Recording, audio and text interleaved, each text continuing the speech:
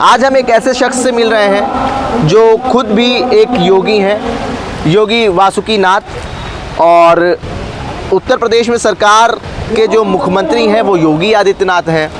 अब योगी वासुकीनाथ हैं हमारे साथ। योगी जी, स्वागत है आपका। हम अगर बात करें, आप 12 दिनों से भूख हड़ताल पे बैठे हुए हैं, क्या वजह है भूख हड़ताल की? हमारा नाम योगी वासुकीनाथ है जी। सिद्धपीठ मुड़िया बाबा के हम संस्थापक अध्यक्ष और मंत हैं। ग्राम सापुरबरा, जिला श्रावस्ती, उत्तर प्रदेश से हम आए हैं जी। जो मुड़िया बाबा कुटी है वो एक सिद्ध संत की कुटी है जी। भगवान से भी ज़्यादा संत जो है उनकी मान्यता होती है। भगवान ने भी अपने लिए कह रखा है कि मोर वचन जाए तो फिक्का, पर संत वचन पत्थर की लिखा। जी। तो 1.5 साल से हमारी उस कुटी पे, जो हमारी ही जगह अपनी बगिया बनी है, खसरा खतौनी हमारे नाम है, उस पे 1.5 साल से कब्जा किया हुआ है। 300 साल से उसकी पूजा पाठ, मेले भंडारे हम ही करते आ रहे हैं जी। तो 1.5 साल से उस पर कब्जा किया हुआ। 18.5-20 बीघा में बगिया है। कुछ लालची भूमाफिया लोगों ने, स्थानीय नेता और पुलिस प्रशासन के संरक्षण में ये सब चल रहा है। हम सब जगह जब थक हार चुके हैं, पुलिस प्रशासन सब जगह जा चुके हैं, हमारी कहीं कोई सुनवाई नहीं हुई। आखिर में हम बेशरम हो के हम कहेंगे, क्योंकि हमें खुद इको गार्डन में बैठते हुए बहुत बड़ी शर्म आ रही है कि एक भगवा सरकार होते हुए सरकार को बनाने वाले तन मन धन से हम ही हैं। अगर वहाँ के विधायक से आप पता करेंगे, वो कुल 1575 वोटों से जीते थे, जिसमें हमने हमारा वहाँ उनको सहयोग करने का बहुत बड़ा 8-10 हज़ार वोटों का सहयोग रहा है। लेकिन उसके बावजूद भी हम परेशान होकर यहाँ बैठे, बड़े शर्म की बात है। अब पता नहीं नाथ शिरोमणि योगी बाबा को शर्म आएगी कि नहीं आएगी। उसका जो पुलिस प्रशासन है उनके पास कोई शर्म नहीं है। हमें 12 दिन यहाँ पर भी आकर बैठे हुए हो गए हैं, लेकिन यहाँ कोई न्याय की बात नहीं है, कोई पूछ नहीं है। उल्टा 2 दिन से हमें यहाँ कि योगी बाबा से मिलवाते हैं, हमें भेज देते हैं वहाँ निवास पे। वहाँ को हमारे साथ कोई नहीं जाता। वहाँ जनता दर्शन में हमें भेज देते हैं। जनता दर्शन में हम पहले बता चुके हैं कि 20 बार जा चुके हैं। वहाँ अधिकारी लोग, OSD लोग खाली ज्ञापन ले लेंगे और आश्वासन दे देंगे हो जाएगा। वहाँ कुछ नहीं होता। ज़्यादा से ज़्यादा IGRS कंप्यूटर में डाल देंगे, वहाँ से झूठा जवाब प्रशासन के आ जाता है, उसको ये मान लेते हैं। हमारी एक 15 सूत्रीय मांग है, उसको क्यों नहीं वहाँ से प्रशासन मंगाता एक एक पॉइंट का। अगर वहाँ का प्रशासन एक सवाल का भी जवाब दे दे, अगर हम गलत हैं, जो दंड योगी बाबा चाहें हमें दे सकते हैं। लेकिन जब ग्रामीण पूरा क्षेत्र ये कहता है और कागज ये कहते हैं कि वो गलत हैं, तो उनको, चाहे वो स्थानीय नेता हो, चाहे अधिकारी हो, चाहे भूमाफिया हो, हम चाहते हैं उनको ऐसा दंड मिले ताकि भविष्य में धर्म और आस्था के साथ कोई खिलवाड़ ना कर पाए। क्या कुछ मांगे हैं आपकी 15 सूत्री? हमारी 15 सूत्री में यही मांगे कि प्रशासन निष्पक्ष ये जांच कराए कि क्या जहाँ पर उन लोगों ने कब्जा कर रखा उस बगिया और बगिया के अंदर उनके बाप के नाम कोई एक ही जगह है क्या? वो बगिया एक भी ग्रामवासी, क्षेत्रवासी, पुलिस प्रशासन को ऐसा कहता नहीं मिलेगा। क्या वो बगिया राम मोहन वर्मा की या उसके पुरखों की नहीं है? क्या वो बगिया सिद्ध संत की नहीं है जहाँ पर 300 वर्षों से पूजा पाठ हो रही है? क्या वो लोग 20-25 वर्षों से वहाँ लकड़ी काटना, शराब जुआ खेलना, गांजा पीना, चरस पीना, वहाँ का चढ़ावा उठा के उसको बेचना, घर चलाना उनका धंधा नहीं है? क्या 5 साल से जब से हम आए हैं हमारे ऊपर बिन आरोपों लगा चुके हैं?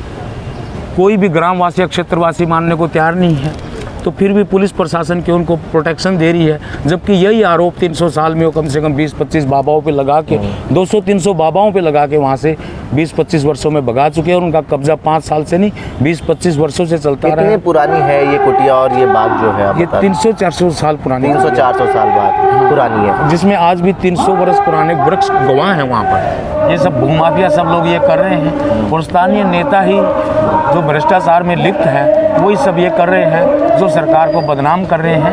एक जो योगी बाबा हैं अकेले एक आदमी के लिए कहाँ तक वो घूमेंगे। अब यहाँ पर हमारे बैठने का मेन मकसद ये है, अगर हमारी बात मीडिया कर्मी जो देश का चौथा स्तंभ है, अगर ईमानदारी से योगी बाबा के कानों तक चली जाए, उसका 1 मिनट में ही निराधार हो जाएगा, उसका हल हो जाएगा। उसका हल एक ही हम जब कह रहे हैं, अगर प्रशासन से पूछ ले कि जब घर जमीन बगिया इनकी है तो तुम यहाँ पर क्यों बैठे हो, तुम्हारा क्या अधिकार है, तो पुलिस प्रशासन ने उनको क्यों वो दे रखी है? जबकि 1-2 बार यहाँ से दबाव पड़ा है, पुलिस प्रोटेक्शन यहाँ से दबाव से बचने के लिए हमें वहाँ पर बिठा भी चुकी है। और दिन रात पुलिस प्रोटेक्शन भी दे चुकी है, और वो कई बार हमारे ऊपर जानलेवा हमले कर चुके हैं, जो रजिस्टर्ड उनके ऊपर 3-4 मुकदमे कोर्ट में विचाराधीन है फौजदारी के। लेकिन उसके किस बावजूद धर्म के लोग हैं ये लोग? वो भिन्न भिन्न जातियों के, उनका कोई धर्म नहीं है, वो गंजेड़ी हैं, नशेड़ी। उनको अपने बाल परिवार से, बच्चों से, वो एक टोटी चोर हैं। उनको सिर्फ वहाँ का चढ़ावा उठाना, चौधर करना और अपना गांजा शराब पीना है। अपने खेत से, घर परिवार से उनका कोई मतलब नहीं है। किसी ग्राम अक्षेत्रवासी से पूछ लेना, उनके परिवार वाले खुद हमारे सपोर्ट में हैं। योगी आदित्यनाथ की जो सरकार है, उत्तर प्रदेश सरकार, वो लॉ एंड ऑर्डर की बात करती है और अपनी ही पीठ थपथपाती हुई नज़र आती है। कहते हैं कि अमृतकाल चल रहा है। क्या आपकी नज़र में अमृतकाल है?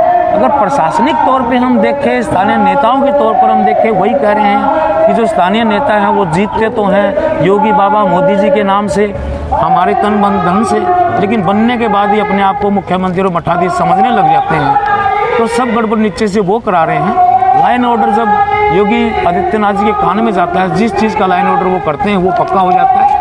बाकी जो प्रशासनिक तौर पे ऊपर से नीचे तक है, सबकी अपनी सेटिंगें हैं, उसी हिसाब से सारा काम हो रहा है। कोई लाइन ऑर्डर नाम की कोई चीज़ नहीं है। गरीब आदमी, आप अब ये देखिए कि मंदिर का ही मामला हो, भगवे की ही सरकार हो, 1.5 साल से हम घूम रहे हो, हमारी अपनी ज़मीन हो, कागज़ लेकर हम घूम रहे हैं, वो लोग वहाँ लकड़ियाँ काट रहे, बेच रहे, चढ़ावा उठा रहे हैं, बाबा के नाम से चंदा काट रहे हैं। तो एक गरीब आदमी का राजस्व विभाग में क्या हाल होगा? गरीब आदमी कहाँ तक वो किराया भाड़ा लाएगा, अपने बच्चे पालेगा, तो लड़ाई लड़ेगा। उसको एक पुलिस वाले के सामने बोलने की हिम्मत नहीं है। क्या वो एसओ, एसएचओ, डीएम के सामने बात कर पाएगा? क्या उसको कोई, जब हमें मुख्यमंत्री जी से मिलने नहीं दिया जा रहा, जब ओएसडी हमारे से सही बात नहीं कर रहे, एक पर्चा ओएसडी के पास गए तो क्या आज हम ओएसडी साहब के पास गए हैं तो उनसे हमने कहा है कि हमारे उस पर कब्जा और हम 12 दिन से धरने पे भूख हड़ताल बैठे हैं। तो उनका एक ही जवाब था कि क्यों बैठे हो, अपने घर जाइए, तेरा कब्जा क्यों कर रखा है? मैं साहब स्थानीय नेताओं का दबाव है। तो उनका यही जवाब था कि ठीक है, स्थानीय नेताओं से आप भी बना के रखिए। मैं उनको जिताने वाले वो हैं, उनके लोगों के पास देने के लिए पैसे, हमारे पास पैसा नहीं है, तो हम कैसे स्थानीय नेताओं से बना के रखें? योगी आदित्यनाथ जी को वो ये बात याद करनी चाहिए, जब सांसद में एक बार योगी जी कह रहे थे, वही सुन के हम आज भी, हमें भी वही रोना आता है कि क्या हमने अपने घर परिवार को, नातेदार रिश्तेदार को इसके लिए छोड़ के ही ये भगवा पहना था? क्या योगी जी का झंडा हमने इसलिए उठाया था? क्या सरकार इसलिए उठाई थी कि ये अन्याय देखने के लिए कि एक दिन हमने आमरण अनशन पर बैठना पड़ेगा और अपनी ही ज़मीन समाधि को, अपने पुरखों की धरोहर की समाधि को बचाने के लिए अपने प्राण दांव पे लगाने पड़ेंगे? ये बड़े अफसोस की बात है। वो कागज़ ज़मीन के किसके पास है और किसके नाम ज़मीन है? वो हमारे भगत हैं राम मोहन वर्मा। हमने सरकारी ट्रस्ट भी बना ली है, उसको मानने के लिए तैयार नहीं, रजिस्टर्ड ट्रस्ट बना ली है। वो कागज़ ये हमारे पास है जी, कैमरे, और उसमें पहले भी उसमें लिखा हुआ है कि उसकी ये 152 नंबर एक 8 ये रहा, ऐसे दिखाइए। जी जी, ये खसरा खतौनी है और ये लेखपाल के द्वारा ही लिखी हुई ये है। इसमें लिखा हुआ कलियर मुड़िया बाबा बाग लिखा हुआ है। इसमें कितने वृक्ष लिखे हुए, 300 साल पुराने वृक्ष हैं, जो 2004 की और 2012 की, ये देखिए सब लेखपाल के हाथ की है।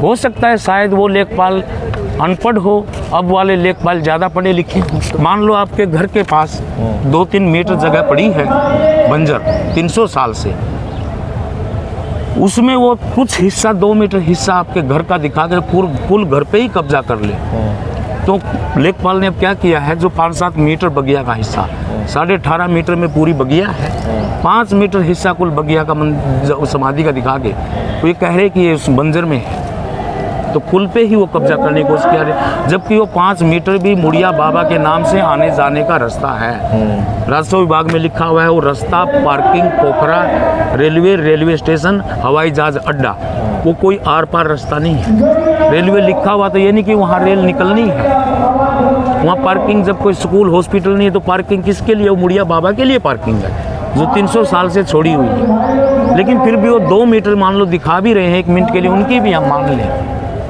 तो क्या जिन लोगों ने कब्जा कर रखा है वो उनके बाप की है? जो मुड़िया बाबा की हमारी 20 बीघे के नज़दीक 5 मीटर है, तो उस पर हक हमारा ही है।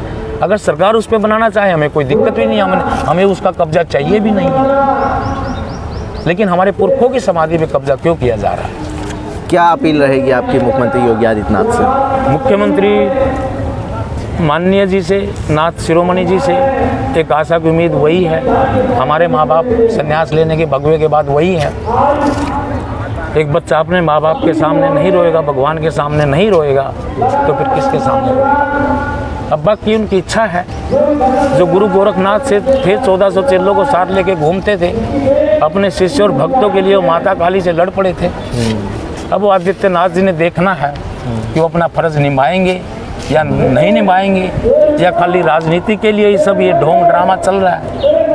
वो हर घर परिवार में बड़ों ने ही देखना होता है, माँ बाप ने ही देखना होता है। अगर वो नहीं सुनते तो फिर हमारा फैसला, हम वो हड़ताल पे बैठे ही अपने प्राण त्याग देंगे, फिर हमारा फैसला ऊपर वाला ही करेगा। ये हमारे साथ योगी वासुकीनाथ थे। ये खुद एक योगी हैं और योगी की उत्तर प्रदेश में सरकार है। 15 सूत्री मांगों को लेके वो 12 दिनों से भूख हड़ताल पे बैठे हुए हैं। अब सवाल ये उठता है कि मुख्यमंत्री योगी आदित्यनाथ खुद एक योगी हैं और यहाँ पे योगी वासुकीनाथ जो हैं वो 12 दिनों से जब भूख हड़ताल पे बैठे हैं, तो क्या मुख्यमंत्री योगी आदित्यनाथ उनकी अब सुध बुध लेंगे कि नहीं? जन संदेश टाइम्स के लिए कैमरा पर्सन निशान खान के साथ आकिब मिराज खान।